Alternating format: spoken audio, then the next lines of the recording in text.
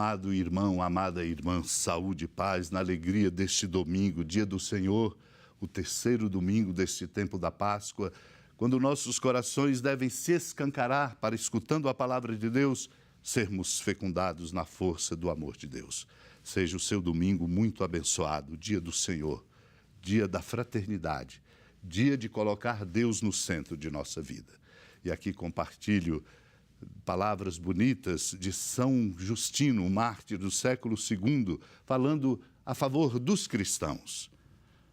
A ninguém é permitido participar da Eucaristia, a não ser aquele que, admitindo como verdadeiros os nossos ensinamentos e tendo sido purificado pelo batismo para a remissão dos pecados e a regeneração, leve uma vida como Cristo ensinou.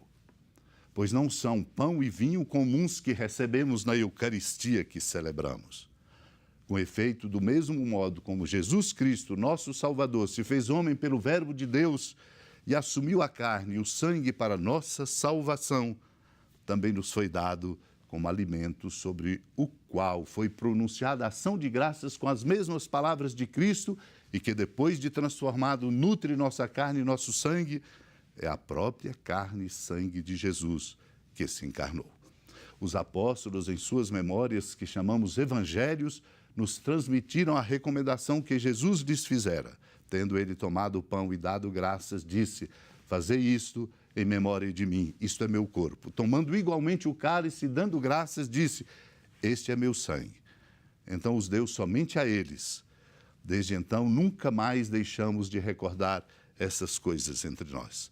É por isso que a Eucaristia é o centro de nossa vida de fé. E o dia do Senhor é o centro deste caminho no tempo que percorremos. Naquele mesmo dia, o primeiro da semana, 2 dos discípulos de Jesus iam para um povoado chamado Emaús, distante 11 quilômetros de Jerusalém. Conversavam sobre todas as coisas que tinham acontecido. Enquanto conversavam e discutiam, o próprio Jesus se aproximou e começou a caminhar com eles. Os discípulos, porém, estavam como que cegos e não o reconheceram. Então Jesus perguntou: o que ides conversando pelo caminho? Eles pararam com o rosto triste e um deles, chamado Cleofas, lhe disse: tu és o único peregrino em Jerusalém que não sabe o que lá aconteceu nestes últimos dias? Ele perguntou: o que foi? Os discípulos responderam: o que aconteceu com Jesus, o Nazareno, que foi um profeta poderoso em obras e palavras diante de Deus e diante de todo o povo. Nossos sumos sacerdotes e nossos chefes o entregaram para ser condenado à morte e o crucificaram. Nós esperávamos que ele fosse libertar Israel, mas apesar de tudo isso, já faz 3 dias que todas essas coisas aconteceram. É verdade que algumas mulheres de nosso grupo nos deram um susto. Elas foram de madrugada ao túmulo e não encontraram o corpo dele. Então voltaram dizendo que tinham visto anjos e que estes afirmaram que Jesus está vivo. Alguns dos nossos foram ao túmulo e encontraram as coisas como as mulheres tinham dito. A ele, porém, ninguém o viu. Então Jesus lhes disse: como sois sem inteligência e lentos para crer em tudo que os profetas falaram. Será que o Cristo não devia sofrer tudo isso para entrar na sua glória? Amado irmão, amada irmã, o desafio dos 2 discípulos de Emaús é o nosso desafio, o meu desafio, o seu desafio. Pela fé, compreender que Deus conduz tudo e a vitória da vida sobre a morte. Por isso Jesus diz: como sois sem inteligência. Não basta apenas a luz da razão, indispensável. É preciso algo mais, na força do amor, para alcançarmos de verdade o que o Senhor nos quer revelar. Por isso Jesus, começando a conversar com eles, passando por Moisés, pelos profetas, vai explicando as passagens da Escritura para abrir-lhes o coração. Quando chegaram perto do povoado para onde iam, Jesus fez de conta que ia mais adiante e provocou neles um desejo. Por isso disseram, convidando, um desejo que deve ser forte no coração nosso e dizer ao Senhor: fica conosco, pois já é tarde e a noite vem chegando. E Jesus ficou com eles. Jesus veio para ficar com eles e despertou no coração deles o desejo de que ele permanecesse com eles. Os discípulos estavam como que cegos, não reconheceram o Senhor. Sem inteligência, lentos para crer em tudo que os profetas falaram. O Cristo devia morrer para entrar na sua glória.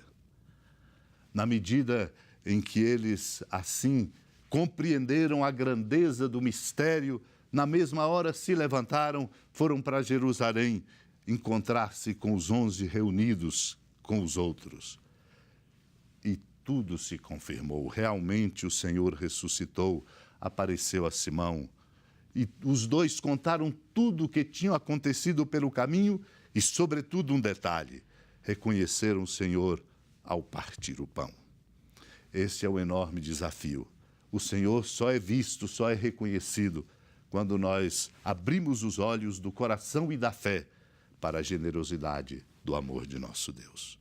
Supliquemos essa graça para que nós possamos, marcados por gestos simples, humildes, de generosidade, possamos abrir nossos corações e compreender a força do amor de Deus revelado em nós, para que assim fortalecidos possamos ajudar o mundo a caminhar neste amor de nosso Deus. Supliquemos esta graça. Senhora da piedade, Mãe Virgem do Cristo Deus. Lembrai-vos, ó piedosíssima Virgem Maria, que nunca se ouviu dizer que alguém daqueles que, tendo recorrido à vossa proteção, implorado a vossa assistência e reclamado o vosso socorro, tenha sido por vós desamparado. Animado com igual confiança, a vós recorro, ó Virgem das Virgens, e gemendo sob o peso dos meus pecados, me prostro a vossos pés. Não desprezeis as minhas súplicas, ó Mãe do Verbo encarnado, mas dignai-vos de as ouvir propícia e de me alcançar o que vos peço. Amém. Feliz padroeira de um povo a lutar,